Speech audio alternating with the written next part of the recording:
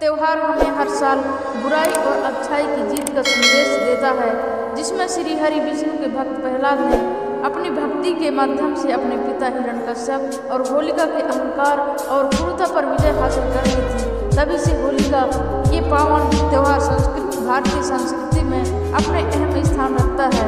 रंगों का त्योहार होली आज केवल भारत में ही बल्कि विश्व के प्रमुख देशों में भी मनाया जाता है। होली भारत का धार्मिक, पारंपरिक और सांस्कृतिक त्योहार है, जिसमें हर साल बहुत धूमधाम से मनाया जाता है। होली के दिन हर जगह जश्न का माहौल होता है।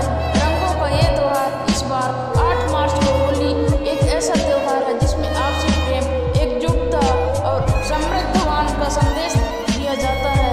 होली का त्योहार सभी को आपस में मिलने से मिलाकर एकता का अहम संदेश देता है, जिसमें दुश्मनी भी दोस्त बन जाते हैं।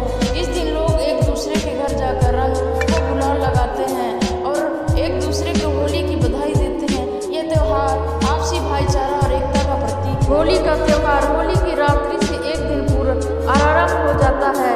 लोग अपने गाँव मोहल्लों में उपले लकड़ियों का ढेर इकट्ठा करते हैं। फिर शुभ घड़ी में इसे ढेर यानी होलिका में अग्नि प्रज्वलित कर की जाती है। इस अग्नि में लोग नए अनाज, गेहूँ, जौ आदि के बाले बुनाकर अपने आराध्या को अर्पित करते हैं। दहन का अगला दिन रंग भरी होली का होता है। इसे धुलेरी भी कहते हैं। लेकिन क्या आप जानते हैं कि होली के त्योहार को मनाने के पीछे की पौराणिक कहानी?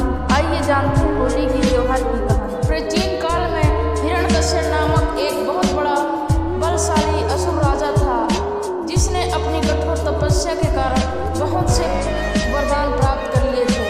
वह अपने शक्ति की मदद से चूर होकर वह स्वयं को ही भगवान मानने लगा था।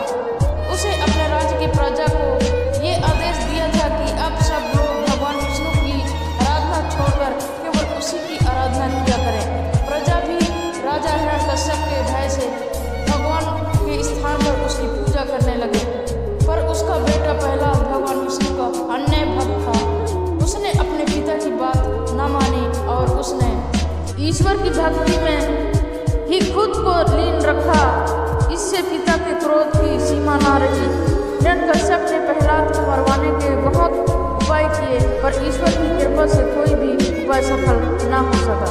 उसके बाद हिरण्यकश्यप ने अपने पुत्र प्रहलाद को मरवाने के एक नई योजना बनाई, जिसमें उसका साथ उसकी छोटी बहन होलिका ने दिया। उसे यह वरदान प्राप्त था कि आग उसे जला नहीं सकती।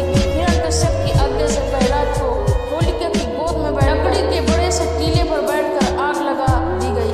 परंतु ईश्वर की महिमा अपरंपार होती है।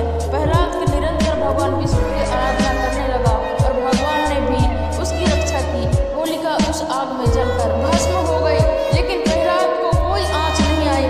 प्रहलाद उस तेजी अग्नि से ज्वाला से जीवित बाहर आ गया, जिसमें सारी प्रजा में खुशी की लहर आ गई। सारी प्रजा भी भक्त प्रहलाद के साथ मिलकर भगवान विष्णु की आराधना करने लगे। इस घटना की याद में हर साल रात को होलिका जलाई जाती है और अगले दिन रंगों का त्योहार बड़े ही धूमधाम से मनाया जाता है। आज होली विश्व के प्रमुख त्योहारों में से एक है, जिसे भारत के अलावा संयुक्त राज्य अमेरिका, कनाडा, जर्मनी, न्यूजीलैंड और यूनाइटेड किंगडम जैसे बड़े देशों में बड़े उत्साह के साथ मनाया जाता है।